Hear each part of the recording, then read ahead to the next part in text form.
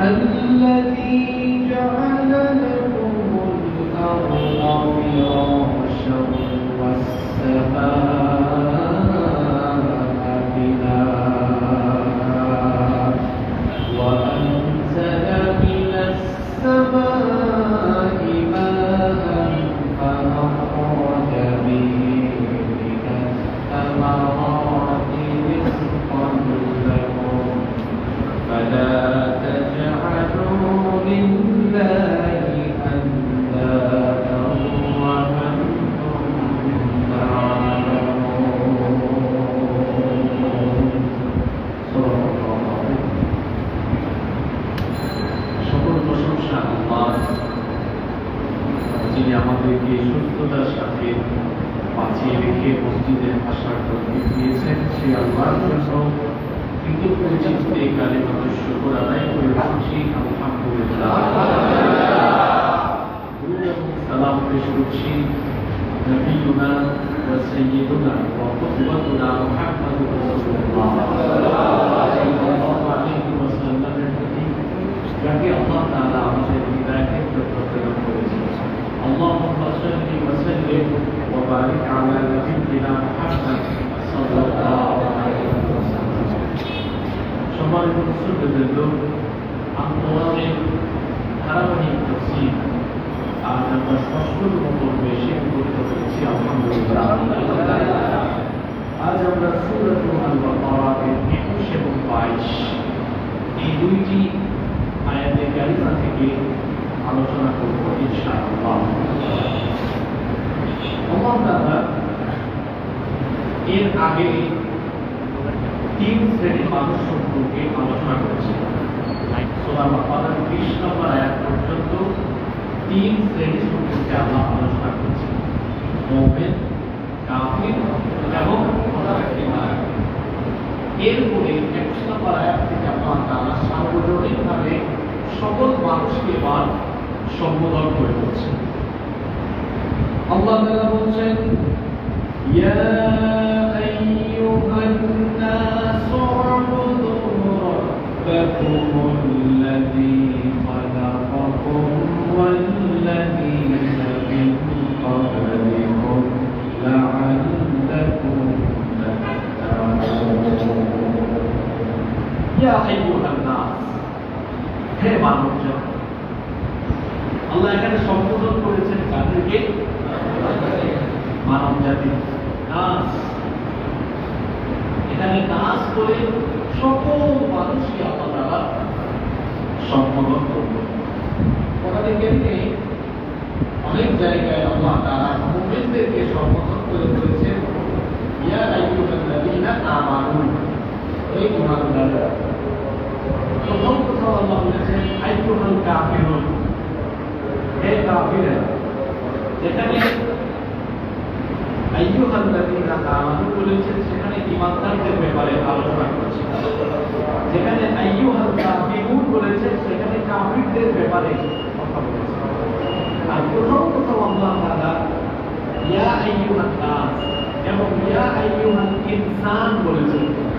কোরআনুল কারীমে যে সকল আয়াতে আল্লাহ নাস এবং ইনসান বলেছেন সেখানে আল্লাহ সকল ধর্ম বর্ণের সকল বৈচিত্র্যের মানুষকে আল্লাহ একসাথে সম্বোধন করেছেন। আগের আয়াতগুলোতে যে মুমিন, কাফির এবং মুনাফিকদের ব্যাপারে আল্লাহ পৃথক পৃথক আলোচনা করেছেন। এবারে সেই 21 নম্বর আয়াতে আল্লাহ সবাইকে সম্বোধন করে বলছেন, ইয়া আইয়ুহান নাস, হে মানবজাতি। এই কোরআন এটা সাম্প্রদায়িক কিতাব, এটা শুধু মুসলমানদের জন্য নাযিল হয় নাই।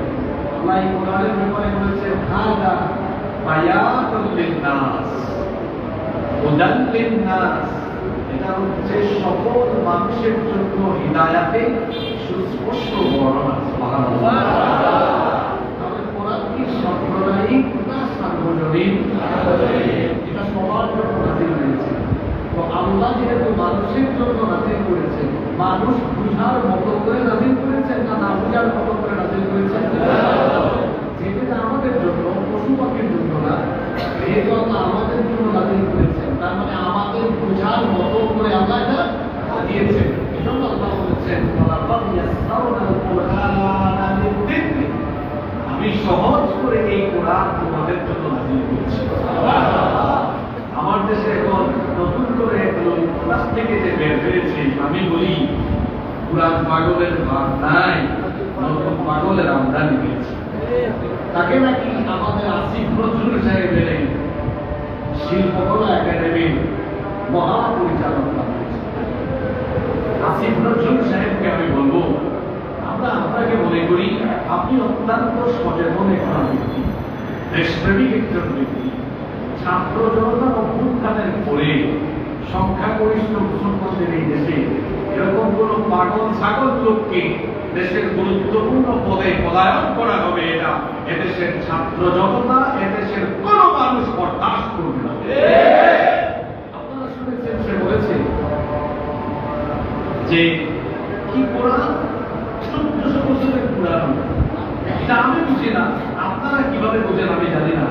এটা তো আপনাদের বোঝার মতো কোনো বিষয় না। 1400 বছর আগে কিভাবে নাযিল হয়েছে, যিনি নাযিল করেছেন তিনি এটা বুঝবেন, আপনারা এটা বুঝবেন না। এরকম কথা বলতে কি বলে নাই? কি আপনারা শুনেন নাই? শুনছেন কিনা?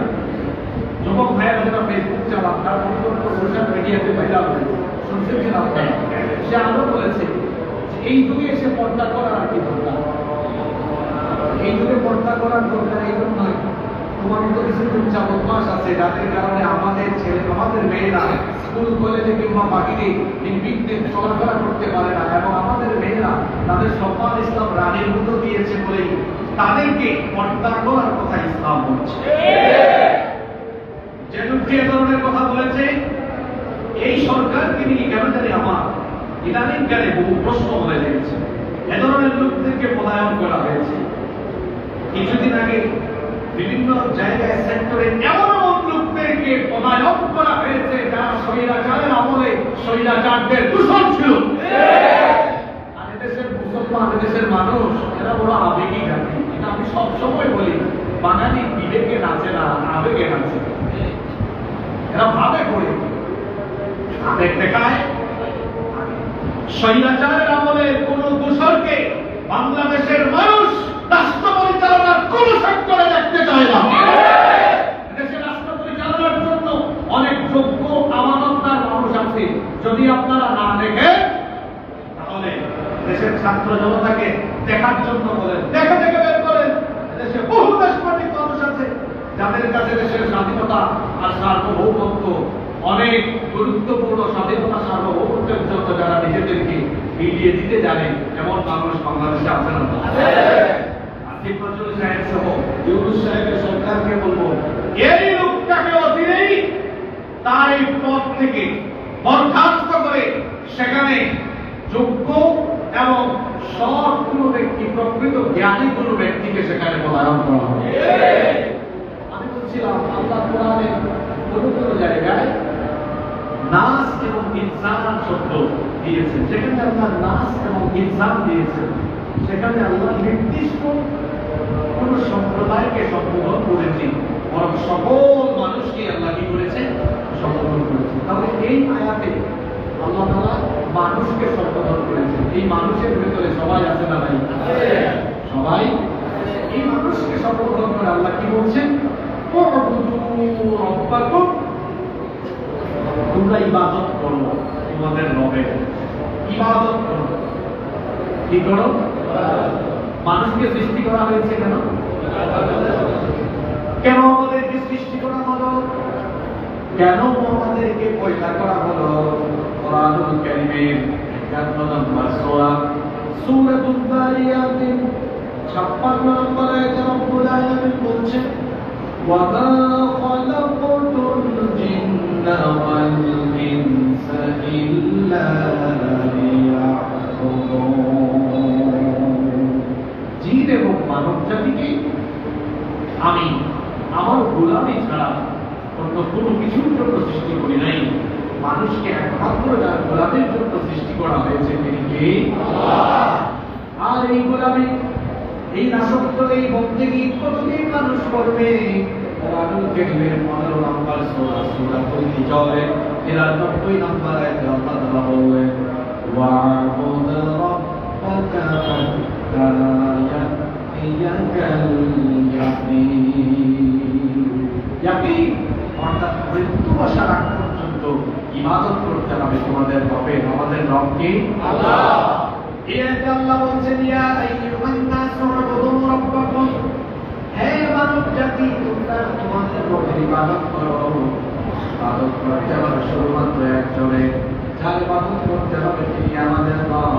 আর আমাদের রব যিনি, জোরে বলেন তিনি কে? আল্লাহ।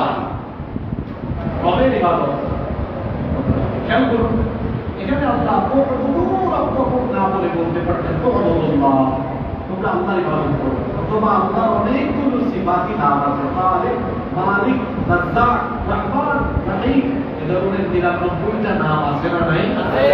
আল্লাহ এখানে যে কোনো একটি নাম দিতে পারতেন, অথবা সরাসরি তার জাতি নাম আল্লাহ দিতে পারতেন, বলতে পারতেন তোমরা আল্লাহর ইবাদত করো। এটা না বলে আল্লাহ বলেছেন, ইয়া আইয়ুহান নাসু উবুদু রাব্বাকুম, তোমরা কার ইবাদত করো? না, এখানে আল্লাহ বলা হয়েছে। বলা হয়েছে কি? রব। কার কথা বলা হয়েছে? রবের ইবাদত করো। কেন বলা হলো? কারণ হলো ইবাদতের একমাত্র যোগ্য হবেন তিনি, রুবুবিয়্যতের কোয়ালিটি যার মধ্যে বিদ্যমান আছে তিনি ইবাদতের যোগ্য। ইবাদতের মালিক তিনি, রব হলেন যিনি। এখন রবকে, কোরআন শুরু হয়েছে রব দিয়ে, শেষ হয়েছে রব দিয়ে। আমার খবরের প্রথম প্রশ্ন শুরু হবে কি দিয়ে? কোরআনের শুরুতে রব আছে না, আলহামদুলিল্লাহি রাব্বিল আলামিন, শেষে চলে যান কুল আউযু বিরাব্বিল নাস, রবের কথা আছে না? তারপরে ফার্স্ট কোশ্চেন নাম রবের কথা বলা হচ্ছে, রবের ইবাদত করো।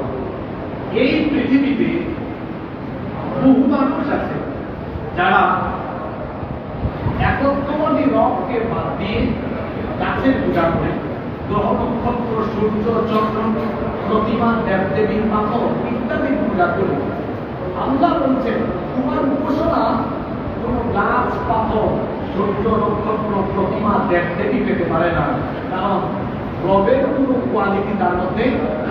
এখন আসে রবের কোয়ালিটি। রব এই ব্যাপক অর্থগুলোকে একটু শব্দ, এর অর্থ হচ্ছে লালনকারী, পালনকারী, অর্থাৎ সৃষ্টি করার পরে যিনি লালন পালন সহ বান্দার যাবতীয় সব জিনিসের বন্দোবস্ত করে দেন তিনি কে?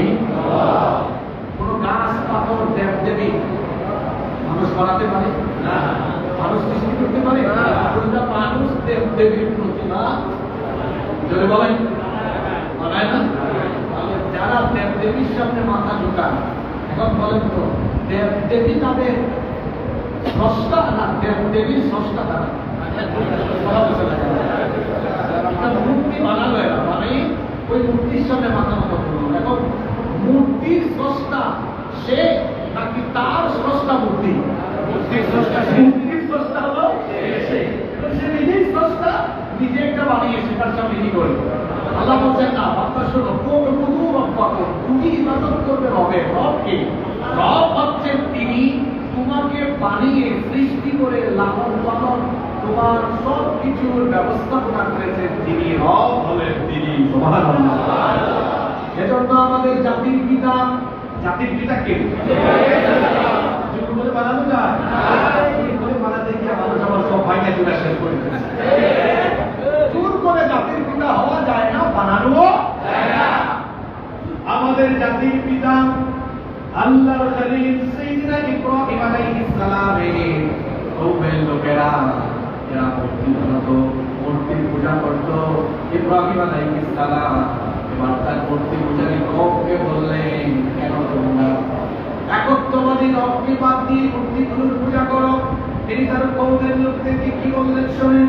কোরআনুল কারীমের 26 নম্বর সূরা সূরাতুশ শুআরা এর 75 নম্বর আয়াত থেকে আল্লাহ বলছেন ইব্রাহিম আলাইহিস সালাম তার মূর্তি পূজারী কওমকে বলেছিলেন قال أفرأيتم ما كنتم تعبدون أنتم وآباؤكم الأقدمون فإنهم عدو لي إلا رب العالمين তিনি বললেন তোমরা এবং তোমাদের অতীতের পূর্বপুরুষেরা যাদের ইবাদত করছো যাদের পূজা করছো তোমরা কি তাদের ব্যাপারে ভেবে দেখেছো এরা তো সামান্য মূর্তি এদেরকে তোমরাই বানিয়েছো এরা তো কখনো তোমাদের ইবাদত করতে পারে না বরং এরা আমার শত্রু আমার ইবাদতের যোগ্য হলে সবকিছুর রব যিনি আমার ইবাদতের মালিক হলেন তিনি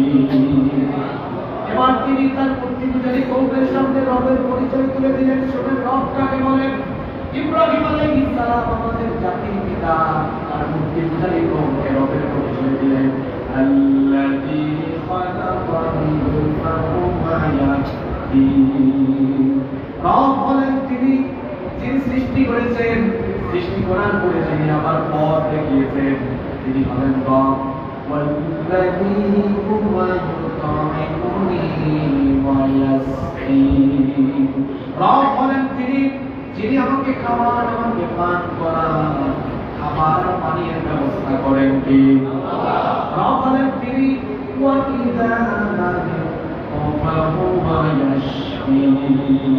যখন আমি অসুস্থ হই তখন তিনি আমাকে সুস্থতা দান করেন আক্রান্ত হলে পরে শিফা দেন কে রব হলেন তিনি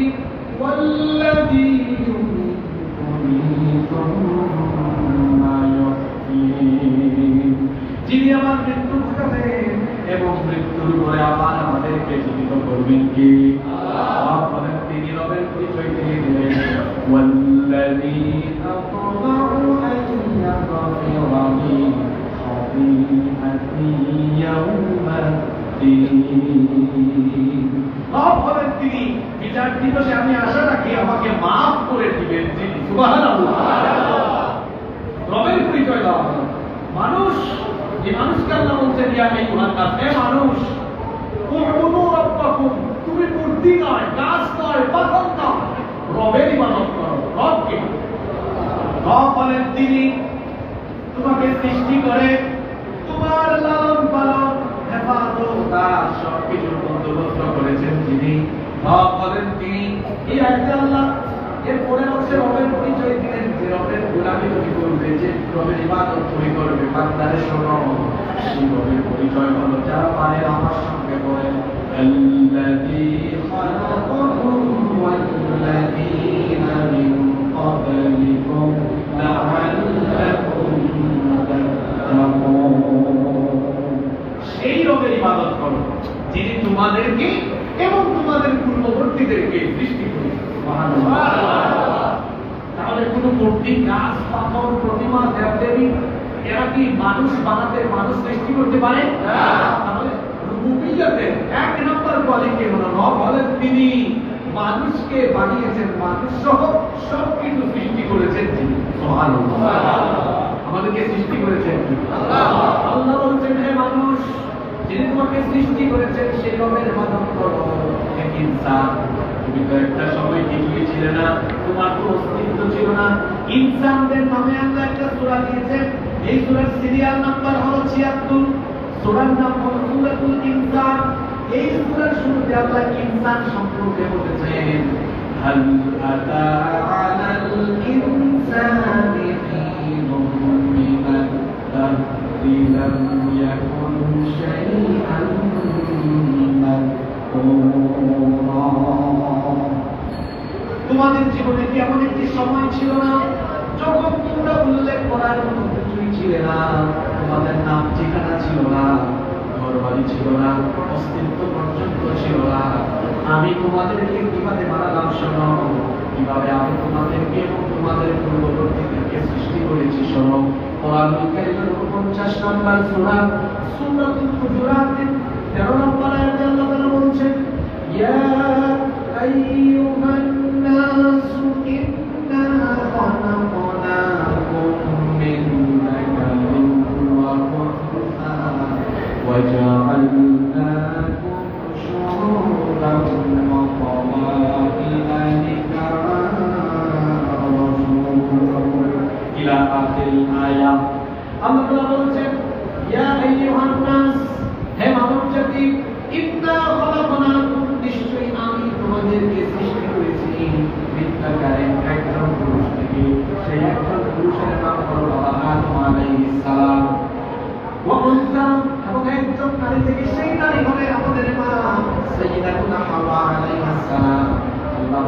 এই একজন পুরুষ আর একজন নারী, এদের মাধ্যমে জগৎ সংসারের বিস্তৃতি ঘটিয়ে এরপরে এই নারী পুরুষ উভয়ের মাধ্যমে আমি এই পৃথিবীতে বিভিন্ন বংশ, বিভিন্ন জাতি গোত্রের মাধ্যমে তোমাদেরকে ছড়িয়ে দিয়েছি।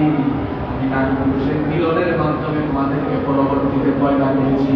এজন্য আল্লাহ কোরআনে কারীমের 23 নম্বর সূরা সূরাতুল মুমিনুনের 12 নম্বর আয়াত থেকে বলছেন, ওয়ালাকাদ খালাকনাল ইনসানা মিন সুলালাতিন মিন তিন থুম্মা জাআলনাহু নতফাতান ফী قرارٍ مكين ثم خلقنا النطفة علقة فخلقنا العلقة مضغة فخلقنا المضغة عظاما فكسونا العظام لحما আর অবশ্যই আমি তোমাদেরকে মাটির নির্যাস থেকে সৃষ্টি করেছি, পুরুষের স্পার্ম আর মহিলাদের শুক্রাণু আর ডিম্বাণু সমর্থনে জায়গা তৈরি করে সেটাকে তোমার মায়ের জরায়ুর ভেতরে সুরক্ষিত আধারে আমি স্থাপন করেছি। এরপরে সেই নাপাক পানিটাকে আমি জমাট বাঁধা রক্তে পরিণত করেছি, অতঃপর সেই জমাট বাঁধা রক্তকে পুষ্পপিণ্ড বানিয়েছি। তারপরে সেই পুষ্পপিণ্ডকে বড় একটা হাড্ডিতে রূপান্তর করে সেই হাড্ডির উপরে আমি পুষ্পের পোশাক পরিয়ে দিই, স্ট্রাকচার দিলাম, ফেস কাটিং দিলাম, হাত পা চক্ষু নাক ঠোঁট কান সবকিছু দিয়ে পূর্ণাঙ্গ আকৃতির সুন্দর একটা মানুষের সুরত দিয়ে তোমার মায়ের গর্ভের ভেতরে আমি তোমাকে রেখে দিয়েছি।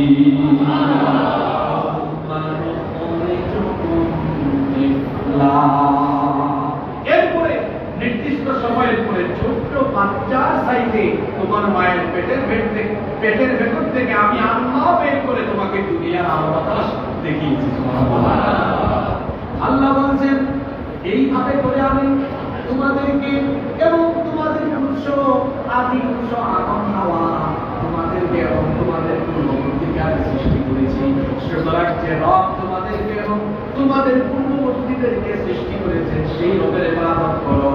এজন্য আল্লাহ কি আয়াতে বলেছেন, ইয়া আইয়ুহান নাসু উবুদু রাব্বাকুমুল্লাযী খালাকাকুম ওয়াল্লাযীনা মিন ক্বাবলিকুম লাআল্লাকুম তাত্তাকুন।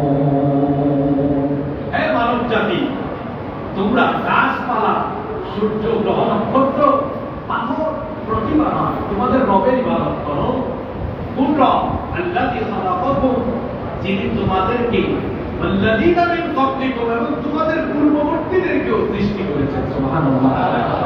এই পৃথিবীতে আমার এই বক্তব্য অবশ্যই যত ভাই বোনেরা শুনবে, আমি তাদেরকে তাদের বিবেককে কাছে লাগানোর, উপলব্ধি করার অনুরোধ করব। দেখেন, আপনি তো ইবাদত করতে পারেন একমাত্র তার, এক নম্বরে আপনাকে যিনি বানিয়েছেন তার ইবাদত আপনি করতে পারেন। আপনি এমন কারো ইবাদত করতে পারেন না যে আপনার স্রষ্টা হয়, যে আপনাকে বানায়নি, বরং উল্টো পৃথিবীতে বহু মানুষ আছে নিজে বানিয়ে ওটার ইবাদত। এই আয়াত যদি কোনো মানুষ বুঝে তাহলে তার অন্তর খুলে যাবে, গুমরাহির পর্দা উন্মোচিত হয়ে ইমানের পথে সে চলে আসতে পারবে ইনশাআল্লাহ। এক নম্বরে আল্লাহ বললেন রবের পরিচয়, তিনি তোমাদেরকে এবং তোমাদের পূর্ববর্তীদেরকে সৃষ্টি করেছেন।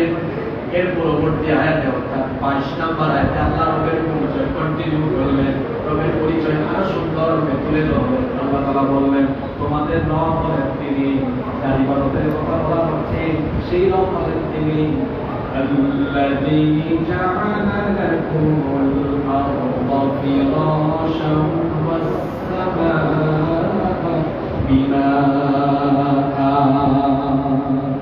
যিনি জমিনকে তোমাদের জন্য বিছানার মতো করে বিছিয়ে দিয়েছেন। আল্লাযী জাআলা লাকুমুল আরদা ফিরাশা, যিনি জমিনকে তোমাদের জন্য বিছানার মতো করে বিছিয়ে দিয়েছেন। এই কথা অর্থ জমিনটা কি বিছানার মতো সমতল, বিছানা বিছানা যেরকম সমতল, জমিনটাও কি সেরকম সমতল?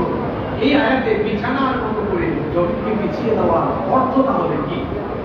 এটা দ্বারা আকৃতি বোঝানো হয়নি, বরং জমিনকে বিছানার মতো করে বিছিয়ে দেওয়া হয়েছে। এই কথার তাৎপর্য হলো, আমরা জানি বিছানায় আরাম এবং স্বাচ্ছন্দ্যের সাথে বিশ্রাম দেওয়া যায়। তাছাড়া বেড বা বিছানা সাধারণত প্রতিটি জায়গার মধ্যে রাখা হয়, যাতে করে সূর্যের তাপ, ক্ষতিকর রশ্মি, ক্ষতিকর তাপ, ঝড়, বৃষ্টি, হিংস্র জীবজন্তু এবং বিষাক্ত কীট পতঙ্গের হাত থেকে যেন জীবন বাঁচানো যায়, এরকম প্রত্যেকটি জায়গায় বিছানা রাখা হয়। আচ্ছা, বিছানা কি পুরো মানুষ তার বাড়ির উঠানে রাখে? কোথায় রাখে? এটা ঘরের ভেতরে সুরক্ষিত জায়গায়, যেখানে এই যে এখন বৃষ্টি হচ্ছে, যেখানে বৃষ্টির ফোঁটা পড়বে না, যেখানে সূর্যের তাপ অতিমাত্রায় রাখবে না, যেখানে বিষাক্ত কোনো জীবজন্তু বা কীট পতঙ্গ যেতে পারবে না। এ ধরনের একটা প্রত্যেকটি জায়গায়, আমাদের বাড়ি একটা সুরক্ষিত জায়গায় আমরা কি রাখি? বিছানাকে। বিছানা যেরকম একটা প্রত্যেকটি জায়গায় রাখলে পরে আরাম আয়সে স্বাচ্ছন্দ্য বোধ করা যায়। আমরা জানি পৃথিবী হলো একটা গ্রহ, এছাড়াও আরো অনেকগুলো গ্রহ আছে না? এই পর্যন্ত যতগুলো গ্রহ উপগ্রহ আবিষ্কার হয়েছে, তার মধ্যে পৃথিবী হচ্ছে একমাত্র ব্যতিক্রমী গ্রহ, যেখানে পানি, বাতাস এবং জীবের অস্তিত্ব আছে। অর্থাৎ এই পৃথিবী নামক গ্রহে মানুষ এবং অন্যান্য জীবজন্তু যত সহজে স্বাচ্ছন্দ্যে নিরাপদে বসবাস করতে পারে, অন্য কোনো গ্রহে সেরকম অতি সহজে স্বাচ্ছন্দ্যে বিশ্রাম নিতে পারবে না, বেঁচে থাকতে পারবে না। অন্য কোনো জায়গায় এরকম সুখে শান্তিতে বসবাস করতে পারবে। এজন্য আল্লাহ তাআলা এই পৃথিবীকে বিছানার মতো বিছিয়ে দিয়েছেন। এই কথা বলে জমিনকে বিছানার সাথে তুলনা করেছেন এই অর্থে, বিছানায় যেহেতু আরাম আয়েশে স্বাচ্ছন্দ্য বোধ করে বিছানায় থাকা যায়, ঠিক তেমনি পৃথিবীকেও আল্লাহ তাআলা বসবাসের উপযোগী করে বান্দার জন্য বানিয়েছেন। রব হলেন তিনি, কার ইবাদত করবেন? আল্লাহ বলছেন যিনি জমিনকে তোমাদের জন্য বসবাসের উপযোগী বানিয়েছেন। আজকে বিজ্ঞান বলছে এই যে পৃথিবীর মাটি, মাটিতে অনেক লেয়ার আছে, মাটিতে অনেক লেয়ার আছে, যে ডিপ মিস্ত্রিরা বা সয়েল টেস্টের সময় দেখবেন লেয়ার বাই লেয়ার নিচে যেতে থাকে। মাটি বিশেষজ্ঞগণ বলছেন, ভূতত্ত্ববিদরা বলছেন যে পৃথিবীর মাটিতে অনেক লেয়ার আছে। একেবারে উপরের যে লেয়ার, যেখানে আমরা চলাফেরা করছি, এই লেয়ারকে বলা হয় ক্রাস্ট। এটি হচ্ছে সবচেয়ে পাতলা আস্তরণ। এই ভূপৃষ্ঠ বা ক্রাস্টের লেয়ার হল সবচেয়ে পাতলা। বিছানা বা কার্পেট, এটা বলেন তো ভারী আস্তরণ না পাতলা আস্তরণ? বলেন পাতলা আস্তরণ। বিছানা যেমন পাতলা একটা আস্তরণ, আজকের বিজ্ঞান তো গবেষণা করে তাই বলছে মাটির যত লেয়ার আছে, উপরের লেয়ারটার নাম হলো ক্রাস্ট, আর এটা হলো সবচেয়ে পাতলা আস্তরণ। বিছানার মতো করে জমিনকে বিছিয়ে দেওয়া হয়েছে, তার মানে হলো আল্লাহ তাআলা এই ক্রাস্ট বা পাতলা আস্তরণের উপরে এই জমিনকে বসবাসের উপযোগী করে মানুষের বাসযোগ্য বানিয়ে দিয়েছেন। সুবহানাল্লাহ। এজন্য রব্বুল আলামিন কোরআনুল কারীমের 51 নম্বর সূরা সূরাতুল যারিয়াতের 48 নম্বর আয়াতে আরো সুন্দর করে বললেন, ওয়াল আরদা ফারাশনাহা ফানি'মাল মাহিরুন। আর আমি জমিনকে বিছিয়ে দিয়েছি, আমি কতটা সুন্দর বিছানা প্রস্তুতকারী, জমিনটাকে বিছানার মতো করে বসবাসের উপযোগী যিনি বানিয়েছেন। গলার আওয়াজ বড় করে বলেন তিনি কি? কোরআনুল কারীমের 43 নম্বর সূরা সূরাতুজ যুখরুফের 10 নম্বর আয়াতে আল্লাহ তাআলা বলছেন, আল্লাযী জামালা লাকুমুল আরদা ওয়া জাআলা লাকুম ফীহা সুবুলান লাআল্লাকুম তাহতাদুন। রব হলেন তিনি, যিনি জমিনকে তোমাদের জন্য সজ্জার মতো, বিছানার মতো বানিয়ে দিয়েছেন এবং তাতে তোমাদের জন্য চলার বহু পথ দিয়েছেন, যাতে তোমরা সঠিক পথে সন্ধান পেতে পারো, পূর্ণকাল ইবাদত করবে। আল্লাহ বলছেন যিনি এই জমিনকে তোমাদের জন্য বিছানার মতো বিছিয়ে জমিটাকে যিনি বসবাস করার উপযুক্ত দাঁড়িয়েছেন। আল্লাহ এখানে শেষ করলেন না, এত সুন্দর এই আয়াতে আল্লাহ তার পরিচয় এত সুন্দর দিয়েছেন। আল্লাহ বলছেন, বান্দারে শোনো, তোমরা যে জমিনে বসবাস করছো এটাকে আমি কত সুন্দর করে ভারসাম্যপূর্ণ করে বানিয়েছি। ওয়াসসামাআ বিনাআ, তোমাদের মাথার উপরে আসমানকে আমি আল্লাহ তোমাদের জন্য ছাদ বানিয়েছি। আল্লাহ কি বানিয়েছেন? কোরআনের এক আয়াতের তাফসীর আপনি অন্য আয়াতে পাবেন। এই অংশের সুন্দর ব্যাখ্যা পাবেন কোরআনে কারীমের 21 নম্বর সূরা সূরাতুল আম্বিয়ার 35 নম্বর আয়াতের ভিতরে। সেখানে আল্লাহ তাআলা বলছেন, ওয়াজআলনাস সামাআ সাকফান মাহফুযা ওয়া হুম আন আয়াতিনা মুরিদুন। আর আমি আসমানকে পৃথিবীবাসীর সুরক্ষার জন্য একটি সুরক্ষিত ছাদ বানিয়ে দিয়েছে। এই মসজিদে যদি ছাদ না থাকতো, যে বৃষ্টি হচ্ছে বাইরে, আমরা কি বৃষ্টির মধ্যে এখানে অবস্থান করতে পারতাম? আমাদের বাসা বাড়িতে ছাদ আছে না ভাই? আমরা আমাদের বাসা বাড়িতে ছাদ দিলাম কেন?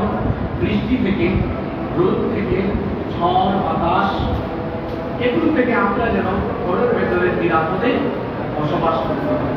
তো আল্লাহ তাআলা পৃথিবীর উপরে এই আসমানকে ছাদ হিসাবে বানিয়েছেন কেন? আজকের যুগের বিজ্ঞানীরা গবেষণা করে দেখেছেন যে আমাদের উপস্থিত আসমানে বায়ুমণ্ডলীয় বহুবিধ স্তর আল্লাহ তাআলা সৃষ্টি করে দিয়েছেন। যদি আসমানে বায়ুমণ্ডলীয় এই স্তরগুলো না থাকতো, তাহলে পৃথিবী বসবাসের জন্য সম্পূর্ণ অনুপযোগী হয়ে যেত। কারণ মহাশূন্যে অবস্থিত, উপরে অবস্থিত অনেকগুলো উল্কা আছে যেগুলো প্রতিনিয়ত পৃথিবীর দিকে পতিত হতে চায়, চলে আসতে চায়। পুরো একটা উল্কা যদি একবার জমিনে পড়ে যেত, মানুষ, জীবজন্তু, গাছপালা, উদ্ভিদ যা আছে, একটা উল্কা পড়া মাত্র সব জলে পুড়ে একেবারে ছাই হয়ে যেত। এই উল্কাগুলো জমিনে আসতে পারে না কেন? কারণ আল্লাহ তাআলা বায়ুমণ্ডলীয় স্তর সৃষ্টি করে রেখেছেন। আজকে বিজ্ঞানও সেগুলো গবেষণা করে রেখেছে। আল্লাহ তো কোরআনে বলেছেন, বায়ুমণ্ডলে আমি 7টা স্তর দিয়েছি। বিজ্ঞানও দেখেছে আসলেই তো 7 আছে। এখানে আছে ট্রাপোস্ফিয়ার, স্ট্রাটোস্ফিয়ার, আয়োনোস্ফিয়ার, তারপরে ম্যাগনেটোস্ফিয়ার, এক্সোস্ফিয়ার, এ ধরনের 7টা বায়ুমণ্ডলীয় স্তর আল্লাহ দিয়েছেন। এই বায়ুমণ্ডলীয় স্তর থাকার কারণে একটা উল্কাও জমিনের দিকে আসতে পারে না। সুবহানাল্লাহ। শুধু তাই না, এই যে লাইট চলছে উপরে, এটা মনে হয় 100 ইউনিট।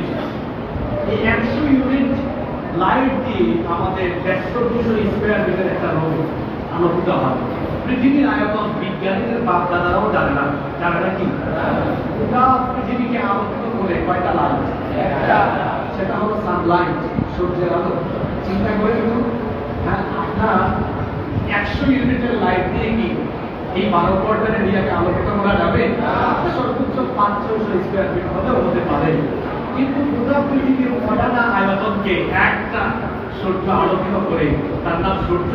আর এই সূর্যকে যে টেম্পারেচার দেওয়া হয়েছে, বিজ্ঞানীরা গবেষণা করে বলেছে সূর্যকে আল্লাহ তাআলা 1,40,00,000 সেন্টিগ্রেড তাপমাত্রা দিয়েছে। আসতে বললেন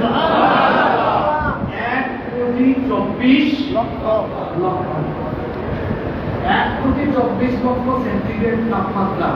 কিন্তু গতকাল ছিল 34 ডিগ্রি, কিন্তু সূর্যের কাছে আসে কত? বলেন না,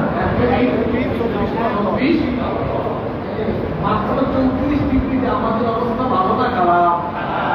পুরাটা আসলে কেউ ভাবতেন 1,24,00,000 সেন্টিগ্রেডের হিটিংটা, তাও আসতে সময় নেয় 8 মিনিট 10 সেকেন্ড। তাও ডিরেক্টলি আসতে পারে না। ডিরেক্ট আসতে তো কাম সারা সব শেষ হয়ে যেত, মাথার চাকরি ফেটে যেত।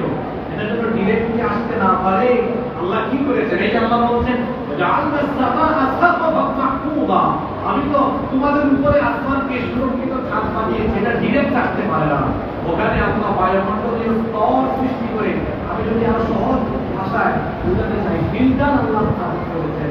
সেখানে ওই ফিল্টারগুলোকে আলো এসে বাধাপ্রাপ্ত হয়, বাধাপ্রাপ্ত হয়ে ফিল্টারগুলোতে পিউরিফাই হয়, পিউরিফাই হয়ে 7টা স্টেপে এগুলো পিউরিফাই হয়ে হয়ে যতটুকু হলে মানুষ পাচ্ছে পৃথিবী সুন্দর থাকবে, ততটুকু আলো আল্লাহ এই পৃথিবীতে পাঠিয়ে দেন।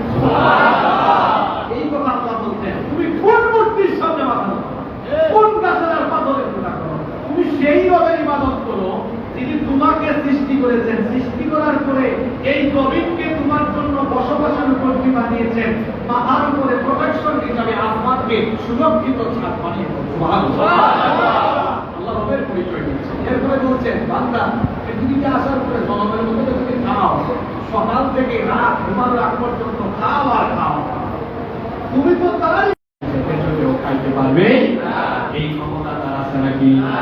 আল্লাহ বলছেন তুমি তার ইবাদত করবে যিনি তোমাকে এবং গোটা পৃথিবীর সবার খাবারের বন্দোবস্ত করে। আল্লাহ বলছেন শোনো, তোমার রবের পরিচয় হলো আল্লাযী জাআলা লাকুমুল আরদা ফিরাশান ওয়াস সামাআ বিনাআ ওয়া আনজালা মিনাস সামা'i মাআন فأخرج به من الثمرات رزقا لكم فلا تجعلوا لله أندادا وأنتم تعلمون وأنزل من السماء ماء শোনো, তার ইবাদত করো যিনি জমিনকে বসবাসের উপযোগী করার পরে আসমান থেকে বৃষ্টি নাযিল করে এই জমিনে তোমাদের জন্য ফল ফসলের বন্দোবস্ত করে তোমাদের রিজিকের ব্যবস্থা করে। সুবহানাল্লাহ, এই যে জমিন থেকে এত ফসল উৎপন্ন হয়, আমরা যা খাই সব উৎপন্ন হয় কি থেকে? জমিন থেকে, মাটি থেকে এই ফসলগুলো উৎপন্ন করেন কে? আল্লাহ বলছেন ওয়াল্লাহু আনজালা মিনাস সামা'i মাআন ফাআহইয়া বিহিল আরদা বা'দা মাউতিহা ইন্না ফী যালিকা লাআয়াতান লিকাওমিন ইয়াসমাউন। আল্লাহ হচ্ছেন যিনি আসমান থেকে বৃষ্টি নাযিল করে এই জমিনকে পুনরুজ্জীবিত করে দেন। এই যে জমিন, এই জমিন তার ইচ্ছায় ফসল ফলাতে পারবে? জোরে বলেন পারবে? এই জমিনকে ফসল ফলাবার জন্য উর্বর এবং উপযোগী করে তৈরি করা হয় কিসের মাধ্যমে? বৃষ্টির মাধ্যমে। এই যে আপনারা এখন দেখছেন বৃষ্টি পড়ছে, এটা তো বৃষ্টি না। বিজ্ঞানীদেরকে জিজ্ঞেস করে দেখেন, এই বৃষ্টি হলো মাটির জন্য সবচেয়ে গুরুত্বপূর্ণ সার। সুবহানাল্লাহ বলবেন না? আপনারা বিজ্ঞানীদেরকে জিজ্ঞেস করে দেখেন, বিজ্ঞানীরা বলেছেন প্রত্যেক বছর বৃষ্টির মাধ্যমে 150 মিলিয়ন টন সারের উপাদান জমিনে নাযিল হয়। এই বৃষ্টির পানিতে আছে ফসফরাস, পটাশিয়াম, ক্যালসিয়াম, ম্যাগনেসিয়াম সহ আরো বহুবিধ সারের গুরুত্বপূর্ণ উপাদান। বৃষ্টির পানি যখন জমিনে পড়ে যায় তখন ফেটে যাওয়া, মরে যাওয়া জমিটা জীবিত হয়ে ফসল ফলাবার জন্য সে উর্বর হয়ে এটাকে বৃষ্টির পানির মাধ্যমে ফসল ফলাবার উপযুক্ত বানিয়ে দেন কে? আল্লাহ। এই বৃষ্টি পৃথিবীর কেউ সৃষ্টি করে না, এই বৃষ্টিটা সৃষ্টি করেছেন কে? আল্লাহ। আজকে বিজ্ঞানীরাও গবেষণা করে দেখেছেন বৃষ্টির সৃষ্টির জন্য প্রক্রিয়া হলো তিনটি প্রক্রিয়ায় বৃষ্টিকে প্রক্রিয়াজাতকরণ করা হয়। প্রথম প্রক্রিয়ায় প্রথম পর্যায়ে সাগর মহাসাগর থেকে জলীয় বাষ্প, সাগর মহাসাগর থেকে জলীয় বাষ্প আকারে বাষ্প কণাগুলোকে উপরে আসমানের মধ্যে উত্থিত করা হয়। দ্বিতীয় পর্যায়ে সেই জলীয় কণাগুলোকে, জলীয় বাষ্পগুলোকে আল্লাহ তাআলা মেঘমালায় সঞ্জীবিত করে দেন। এরপরে মেঘমালায় সঞ্জীবিত করে তৃতীয় পর্যায়ে বাতাসের মাধ্যমে মেঘে ঘর্ষণ ঘটিয়ে অল্লু ধারায় জমিনে বৃষ্টি যিনি নাযিল করেন তিনি কে?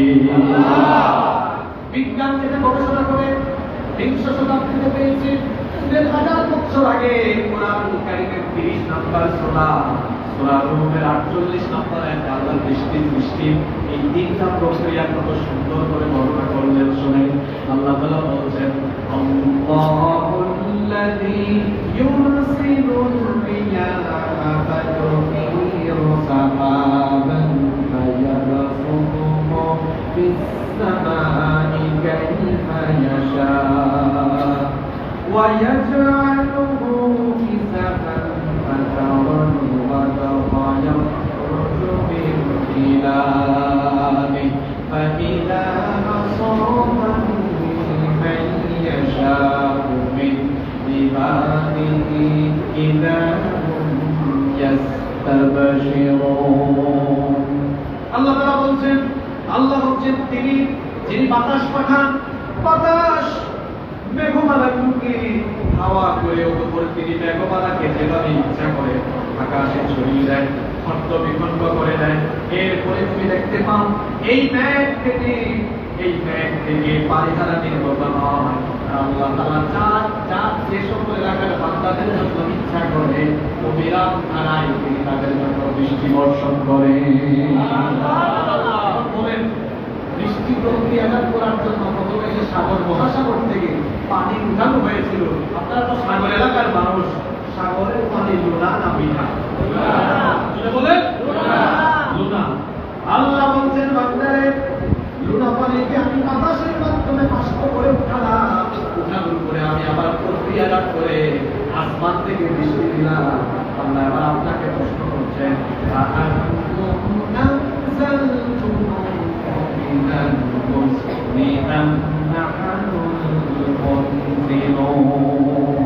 আকাশের ওই কালো মেঘ থেকে জমিনের মধ্যে বৃষ্টি তোমরা বর্ষণ করো নাকি আমি আল্লাহ বর্ষণ করি? আসমানের ওই কালো মেঘ থেকে অবিরাম ধারায় যিনি বৃষ্টি বর্ষণ করেন তিনি কি? সে আল্লাহ এবার বলছেন বৃষ্টিটাকে প্রক্রিয়াজাত করার জন্য উঠানোর সময় সাগর মহাসাগর থেকে আমি যে বাষ্পকণা উঠালাম সেটা তো ছিল লবণাক্ত, সেটা ছিল লুনা। কারণ ওই বৃষ্টির পানি এটা মাপ দিতে নেন, নেওয়ার পরে পান করে দেখেন, চিপায় লাগাইয়া দেখেন এটা লুনা না মিঠা? বলেন আল্লাহ আপনাকে প্রশ্ন করছেন লাউ জাআলনাহু নাশাউ জাআলনাহু জাহাদান ফালাউলা তাশকুরুন। আমি যদি চাইতাম তাহলে তো লুনা লবণাক্ত পানিটা আমি নাজিল করতে পারতাম বৃষ্টির মাধ্যমে। আমি তো লবণাক্তটা দেই নাই, মিঠা পানিটা দিয়েছি। কেন? কারণ লবণাক্ত পানি যদি দেই তোমাদের ধানের পেট হবে না, না খায়া মরবা, চাল পাওয়া যাবে না। যদি আমি লবণাক্ত পানিটা বৃষ্টির মাধ্যমে বর্ষণ করতাম গাছপালা পড়ে যেত, গাছপালা বাঁচত না। যদি লবণাক্ত পানি দিতাম তোমাদের গমের ক্ষেত নষ্ট হতো, জমের ক্ষেত নষ্ট হতো, সবজির ক্ষেত নষ্ট হয়ে যেত, আমার বান্দারা না খেয়ে মরে যেত। আমার বান্দারা যেন খাবার দাবার খেয়ে দুনিয়াতে সুন্দরভাবে বিচরণ করতে পারে, এজন্য আমি আল্লাহ বৃষ্টির পানিটাকে প্রক্রিয়াজাত করে আমি আল্লাহ পাঠানোর সময় বৃষ্টি বর্ষণ করার সময় মিঠা পানি জমিনে বর্ষণ করেছি। আল্লাহ বলছেন বান্দারে তুমি খাও, কিন্তু কেন শুকরিয়া করো না? খাও কিন্তু খাওয়ার পরে আমার শুকরিয়া করো, তুমি করো আলহামদুলিল্লাহি রাব্বিল আলামিন। এখানেও রবের কথা আছে না নাই? আলহামদুলিল্লাহি রাব্বিল আলামিন। মানুষ খায় বাম হাত দিয়ে মারে, বাম হাত দিয়ে খায়, এরপরে খাওয়ার সময় বিসমিল্লাহ বলে না, শয়তানের পরে শয়তানের মতো খায়। কেমন মানুষ আছে না? এটা খাওয়ার জন্যই তো দিয়েছি, খাওয়ার পরে আমি খাওয়াইলাম, এটা অনেক ইবাদত খাওয়া আল্লাহ আল্লাহ আমি খাওয়াই, তুই তো ইবাদত করিস, তুই তো ইবাদত করিস আরেকজনের বাচ্চারে, এটা হতে পারে না। ওকে আমি যে আল্লাহ খাওয়ালাম, সে আল্লাহ তুমি ইবাদত করো। কারণ আমি আল্লাহ তাআলা এভাবে বৃষ্টি বর্ষণ করে জমিটাকে ফসল ফলাবার উপর উপযোগী বানালাম। ফসল ফলাবার পরে এই জমি থেকে এবার কি হলো শোনো। আল্লাহ তাআলা কোরআনে কারীমের ৩৬ নম্বর সূরা সূরা ইয়াসিনের ৩৩ নম্বর আয়াত থেকে কি বলছেন শুনেন। ওয়া আয়াতুল লাহুমুল আরদুল মাইতা আহইয়াইনাহা ওয়া আখরাজনা মিন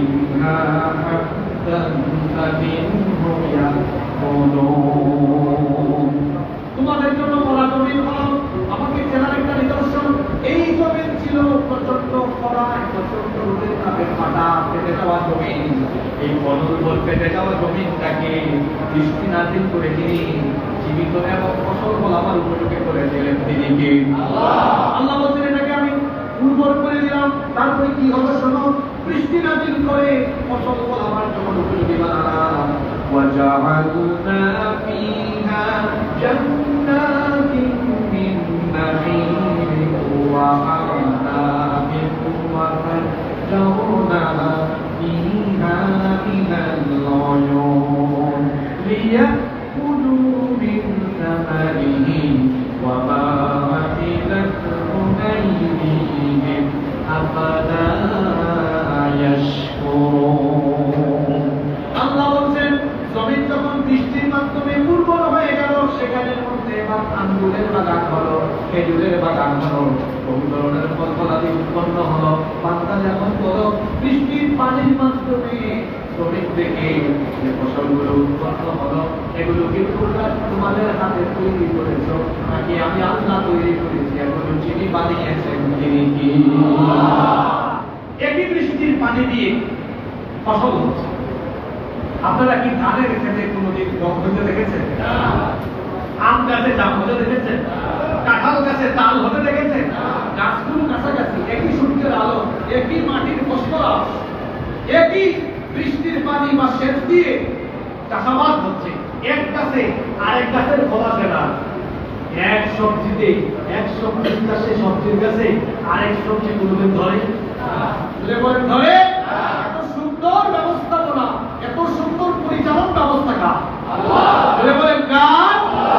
আল্লাহ বলছেন এত সুন্দর পরিচালনা ব্যবস্থা যান, এত সুন্দর করে পরিচালন ব্যবস্থা করছেন যিনি, তোমাদের রব হলেন যিনি। সেই রবের সাথে কাউকে শরীক করো না। এবার আয়াতের শেষে আজকের আয়াত যেটা নিয়ে আলোচনা হচ্ছে, আয়াতের শেষে আল্লাহ এবার বলছেন ফালা তাজআলু লিল্লাহি আনদাদান ওয়া আনতুম তা'লামুন। সুতরাং জেনে বুঝে সে আল্লাহর সাথে কাউকে শরীক করো না, সমকক্ষ সাব্যস্ত করো না। সে আল্লাহর ইবাদত করো। কার? সেই রব। দেখেন কি সুন্দর পরিচয় দেওয়া হলো, এক যিনি তোমাদেরকে এবং তোমাদের পূর্ববর্তীদেরকে সৃষ্টি করেছেন। দুই, যিনি তোমাদের জন্য জমিনটাকে বসবাস উপযোগী বানিয়েছেন। তিন, যিনি আসমানকে তোমাদের জন্য সুরক্ষিত ছাদ বানিয়েছেন। চার, যিনি আসমান থেকে বৃষ্টি নাজিল করে তিনি তোমাদের জন্য ফসল উৎপাদনের ব্যবস্থা করেছেন। যেহেতু এটা গুরুত্বপূর্ণ কথাগুলো আবার রিপিট করছি, তারপরে প্রশ্নের উত্তর দিবেন। দেখেন রব হওয়ার জন্য যে কোয়ালিটি লাগে, এখানে চারটা কোয়ালিটির কথা আল্লাহ বলেছেন। আল্লাহ বলছেন তোমাদেরকে আমি বানিয়েছি। দুই নম্বরে জমিনটাকে তোমাদের জন্য বসবাসের উপযোগী বানিয়েছি। তিন নম্বরে আসমানকে তোমাদের জন্য সুরক্ষিত ছাদ বানিয়েছি। চার নম্বরে জমিন থেকে তোমাদের জন্য রিজিকের ব্যবস্থা করেছি। এবার বলেন তো দেখি, এই চারটা কাজ দুনিয়ার কোনো মূর্তি পারে না? পাথর পারে না? গাছ পারে নাকি? দেবদেবী পারে নাকি? এই চারটা কাজ, চারটা কোয়ালিটি একমাত্র আছে যার, তিনি কে? আল্লাহ বলছেন এই চারটা কোয়ালিটি থাকবে যার, ইবাদত হবে তার। ও দুনিয়ার মানুষেরা, সুতরাং এই চারটা কোয়ালিটি যার মধ্যে থাকবে না, সে কখনো ইবাদতের যোগ্য হতে পারে না। এই চারটা কোয়ালিটি আছে যার, ইবাদতের যোগ্যতা আছে তার, ইবাদত পাওয়ার যোগ্যতা আছে তার। এই চারটা কোয়ালিটি একমাত্র আছে আমাদের মালিকের, আমাদের রবের। জুড়ে বলেন তো তিনি কে? আল্লাহ বলছেন ও দুনিয়ার মানুষরা, সুতরাং তোমাদের উচিত হলো সেই আল্লাহর ইবাদত করা, তার সঙ্গে কাউকে সমকক্ষ শরীক না। কোরআনুল কারীমের 4 নম্বর সূরা সূরাতুন নিসা 36 নম্বর আয়াতে আল্লাহ বলছেন ওয়া'বুদুল্লাহা ওয়া লা তুশরিকু বিহি শাইআ। এক আল্লাহর ইবাদত করো, তার সাথে কাউকে শরীক করো না। যারা মনে করে আল্লাহর সাথে আরো অনেক সমকক্ষ আছে, আল্লাহ তাদের ব্যাপারে বলছেন শোনো, যদি আল্লাহর সাথে আর কোনো ইলাহ থাকতো তাহলে পৃথিবীর মধ্যে এত সুন্দর ভারসাম্য থাকতো না, পৃথিবীর মধ্যে বিশৃঙ্খলা রেখে যেত। এজন্য আল্লাহ তাআলা কোরআনুল কারীমের 21 নম্বর সূরা সূরাতুল আম্বিয়া 22 নম্বর আয়াতে বলেছেন লাউ কানা ফীহিমা আলিহাতুন ইন্নাল্লাহ লাফাসাদাতা ফাসুবহানাল্লাহি রাব্বিল আরশি আম্মা ইয়াসিফুন। যদি আল্লাহর সাথে একাধিক ইলাহ থাকতো তাহলে পৃথিবীতে বিশৃঙ্খলা সৃষ্টি হয়ে যেত। যদি আসমানের ইলাহ, আসমানের খোদা একজন হতো আর জমিনের খোদা একজন হতো, আজকেই ভেজাল লাগতো। কেমন ভেজাল লাগতো দেখেন, আজকে অনেকের জন্য বৃষ্টি না হলে ভালো হতো। মনে করেন যাদের জন্য বৃষ্টি না হলে ভালো হতো, তারা যদি জমিনের অনেক খোদা থাকতো তার ইবাদত করতো। জমিনের খোদাদের উপর খুশি হইয়া বলতো আসমানের খোদা আজকে তুমি বৃষ্টি দিও। আর পৃথিবীতে আরো কিছু মানুষ যদি থাকতো যারা আসমানের খোদার ইবাদত করে, আসমানের খোদা ওদের উপর খুশি হয়ে বলতো না এরা চাই বৃষ্টি হোক, সুতরাং আমি আজকে বৃষ্টি দিব। এক খোদা বলে বৃষ্টি লাগবে না, আর এক খোদা বলে বৃষ্টি লাগবে। এরকম যদি আসমানের খোদা একজন, জমিনের খোদা হতো আরেকজন, ভেজাল আছে না? আল্লাহ বলছেন যদি ইলাহ একাধিক হতো তাহলে ভেজাল লাগতো, বিশৃঙ্খলা হতো। আল্লাহ তাআলা কোরআনে কারীমের 23 নম্বর সূরা সূরা মুফিরুনের 91 নম্বর আয়াতে বলছেন মান তাকাদাল্লাহু মিন ওয়ালাদিন ওয়া মা কানা লাহু মিন ইলাহিন ইদান লাযাহাবা কুল্লু ইলাহিন বিমা খালাকা ওয়া লা বা'দুহুম আলা বা'দ সুবহানাল্লাহি আম্মা ইয়াসিফুন। আল্লাহ তাআলা বলছেন তিনি কাউকে সন্তান হিসেবে গ্রহণ করেন নাই। খ্রিস্টানরা বলে ঈসা হচ্ছেন আল্লাহর ছেলে, আবার ইহুদিরা বলে উযাইর হচ্ছেন আল্লাহর ছেলে। আল্লাহ বলছেন না, আমার কোনো সন্তান নাই, লাম ইয়ালিদ ওয়া লাম ইউলাদ। তাকে কেউ জন্ম দেয়নি, তিনিও কাউকে জন্ম দেননি, তার সাথে কোনো অংশীদারিত্ব নাই, কোনো ইলাহ নাই। যদি থাকতো প্রত্যেকে তার নিজ নিজ সৃষ্টি নিয়ে আলাদা হয়ে যেত, তখন জমিনের মধ্যে বিশৃঙ্খলা লেগে যেত। সুতরাং জমিনের দিকে তাকাও, আসমানের দিকে তাকাও, দেখো এত সুন্দর ভারসাম্য, সুন্দর ব্যবস্থাপনা। কারণ সব কিছুকে নিয়ন্ত্রণ করেন কয়জন? একজন নিয়ন্ত্রণ করেন বলে সুন্দর ভারসাম্য আছে, ব্যবস্থাপনা সুন্দর, শৃঙ্খলা আছে। যদি একের জায়গায় দুই হইত বিশৃঙ্খলা লেগে যেত। আল্লাহ বলছেন সেজন্য একত্ববাদী রব চিন্তার সঙ্গে কাউকে শরীক করো না। আল্লাহ তাআলা বলছেন সেই আল্লাহ, সেই একত্ববাদী রবের একমাত্র তুমি ইবাদত করো। আল্লাহকে বাদ দিয়ে যারা অন্য কারো ইবাদত করে আল্লাহ তাদের ব্যাপারে বলছেন কোরআনুল কারীমের 22 নম্বর সূরা সূরাতুল হাজে 73 নম্বর আয়াত থেকে আল্লাহ বলছেন ইন্নাল্লাযীনা তাদউনা মিন দুনিল্লাহি লা ইয়াখলুকু যুবাবান ওয়া লাউ ইজতামাউ লাহু ওয়া ইন ইয়াসলুবহুম যুবাবু শাইআন লা يستغفروه منه ضعف الطالب والمطلوب। আল্লাহ বলছেন নিশ্চয়ই তোমরা যারা আল্লাহর পরিবর্তে অন্য কাউকে ডাকো, অন্য কারো ইবাদত করো, তারা তো সবাই মিলে একটা মাছি পর্যন্ত সৃষ্টি করতে পারবে না।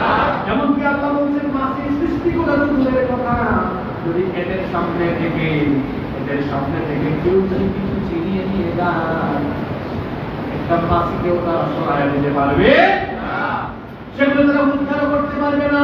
এই যে পৃথিবীতে বহু মানুষ আছে মূর্তির সামনে, গাছের সামনে, এমনকি পাথরের সামনে মাথা ঢোকায়। গাছের পূজারী, মূর্তির পূজারী, পাথর পূজারী আছে। আল্লাহ বলছেন এরা সবাই মিলে তো গাছ, পাথর, প্রতিমা সবাই মিলে মাছিও সৃষ্টি করার কোনো ক্ষমতা রাখে না। এমনকি এদের সামনে খাবার থাকলে কেউ যদি দিয়ে নেয়, সেগুলো তারা উদ্ধার করতে পারবে না। ওই যে ইব্রাহিম আলাইহিস সালাম মূর্তি, ইব্রাহিম আলাইহিস সালামের সময় যখন মূর্তিগুলোকে ভেঙে ফেলা হয়েছিল, ইব্রাহিম আলাইহিস সালামকে ডেকে আনা হলো, বলা হলো তুমি মনে হয় কাজটা করেছো। তিনি বললেন আমাকে কেন জিজ্ঞেস করো, যার কাঁধের মধ্যে কুড়াল আছে তাকে জিজ্ঞেস করো। তারা তখন বলেছিল তুমি তো ভালো করেই জানো এটা কোনো কথা বলতে পারে। ইব্রাহিম আলাইহিস সালাম আমাদের জাতির পিতা, তখন তাদেরকে বলেছিলেন আফাতাবুদুনা মিন দুনিল্লাহি মা লা ইয়ানফাউকুম শাইআন ওয়া লা ইয়াদুররুকুম উফিল লাকুমা ওয়া লিমা তা'বুদুনা মিন দুনিল্লাহি আফালা তা'কিলুন। তাহলে যেটা তোমাদের কথা শুনে না, কথা জবাব দিতে পারে না, যেটা তোমাদের উপকারে আসে না, অপকারে আসে না, এটার ইবাদত করো। ধিক্কার তোমাদেরকে এবং তোমাদের মূর্তিদেরকে। ফিরে আসো এই মূর্তির পূজা থেকে, শিরক থেকে ফিরে আসো, ইবাদত করো তার যে তোমাদেরকে বানিয়েছেন। এই দুইটা আয়াত, যে দুইটা আয়াত নিয়ে আমরা আলোচনা করলাম, আল্লাহ তাআলা বললেন ইবাদত করে তার চারটা কোয়ালিটি আছে। সূরা বাকারার 21 এবং 22 নম্বর আয়াত আমরা আলোচনা করলাম। এখানে আল্লাহ বলেছেন ইবাদত হবে তার কয়টা কোয়ালিটি আছে। যার কয়টা? সেই চারটা কোয়ালিটি হলো, আল্লাহ বলছেন পড়েন আমার সাথে, ইয়া আইয়ুহান নাসু উবুদু রাব্বাকুমুল্লাযী খালাকাকুম ওয়াল্লাযীনা মিন ক্বাবলিকুম লাআল্লাকুম তাত্তাকুন। হে মানুষ, তোমরা তোমাদের রবের ইবাদত করো। কোন রব? এক নম্বরে যিনি তোমাদেরকে এবং তোমাদের পূর্ববর্তীদেরকে সৃষ্টি করেছেন। দুই নম্বর আল্লাযী জাআলা লাকুমুল আরদা ফিরাশা, যিনি তোমাদের জন্য জমিনকে বিছানার মতো করে বসবাসের উপযোগী বানিয়েছেন। তিন নম্বর হলো ওয়াস-সামাআ বিনাআ, যিনি তোমাদের জন্য আসমানকে সুরক্ষিত ছাদ বানিয়ে পৃথিবীর ব্যবস্থাপনাকে নিয়মতান্ত্রিক এবং সুন্দর করে বসবাসের উপযোগী করেছেন। সেই রবের ইবাদত করো। চার নম্বর পরিচয় হলো, চার নম্বর পরিচয় হলো আনজালা মিনাস সামাই মাআন ফাআখরাজা বিহি মিনাস সামারাতি রিজকান লাকুম, যিনি আসমান থেকে বৃষ্টি নাযিল করে জমিন থেকে তোমাদের জন্য ফসলাদি উৎপন্ন করে। এই চারটা কোয়ালিটি আছে, যা ইবাদত হবে একমাত্র আল্লাহ। খবরদার, সাবধান দুনিয়ার মানুষ, ফালা তাজআলু লিল্লাহি আনদাদান ওয়া আনতুম তা'লামুন। জেনে বুঝে সে আল্লাহর সাথে কাউকে শরীক করো না। ইবাদত হবে একমাত্র কার? আল্লাহ। এই বিদায়াতে আল্লাহ তাওহীদের পরিচয় দিয়েছেন। তাওহীদ হলো তিন প্রকার। এক নম্বর তাওহীদে রুবুবিয়্যাহ, দুই নম্বর তাওহীদে উলুহিয়্যাহ, তিন নম্বর হচ্ছে তাওহীদ ফিল আসমা'i ওয়াস সিফাত।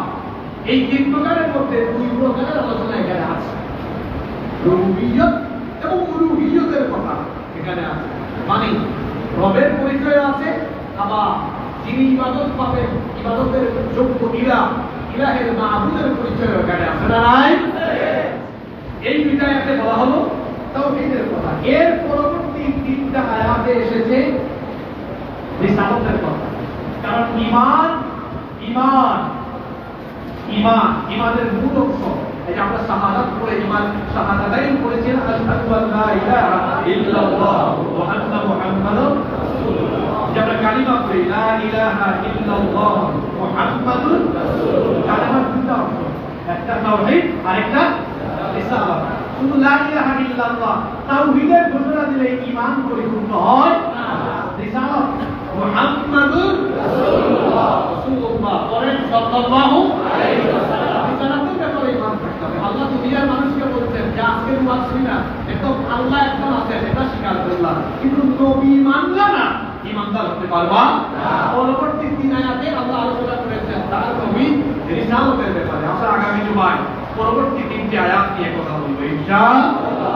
আজকে আমরা যে আলোচনা করলাম, আমরা যেন এর আলোকে সারা জীবন মহান রবের একত্ববাদী রবের